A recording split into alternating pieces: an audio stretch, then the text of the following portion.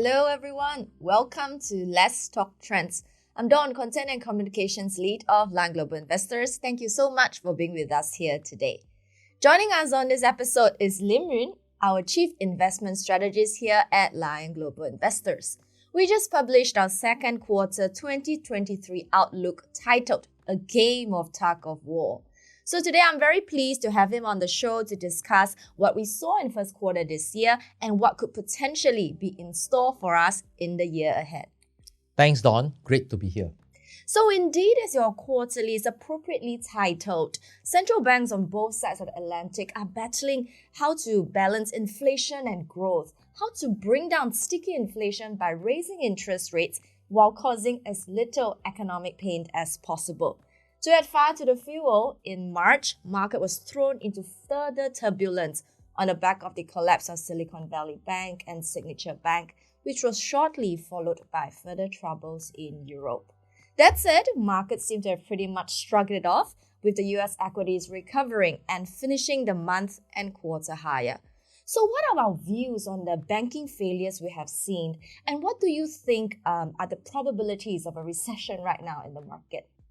Yes, we are lucky that financial regulators in the US and Europe have acted swiftly and decisively to prevent further deterioration in confidence. As such, the risk of a systemic banking crisis is low. However, there is still a longer-term impact on the real economy. Funding costs for banks in the developed markets are likely to be higher than before the financial turmoil, which will lead to tighter lending standards at the banks. This would have a delayed impact on investments at businesses and private consumption. As such, we expect economic growth at the developed economies to slow even further. We see higher risk of recession in the US and Europe end of this year and early next year. And as such, we are negative on the developed equities markets. Alright, since we're on this topic, I want to delve deeper. What is the impact on Asia and the Asian financial sector?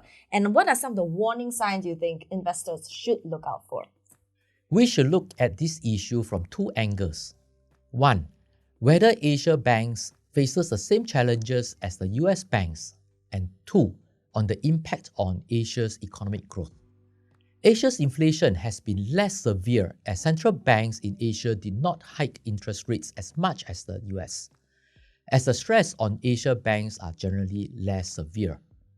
A slower economic growth in the US and Europe would likely weigh on economic growth in Asia, but central banks in the US and Europe would likely turn dovish and loosen if economic growth slows excessively. That would lessen the negative impact of weaker US and European economic growth.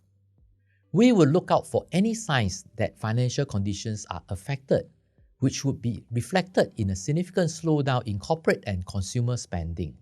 We would also monitor the export numbers for signs of excessive slowdown. We will also look for policy response from the Asian central banks.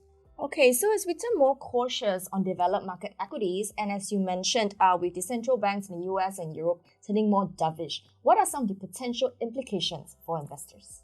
The Federal Reserve and European central banks continued to raise rates by 25 basis points and 50 basis points respectively in March.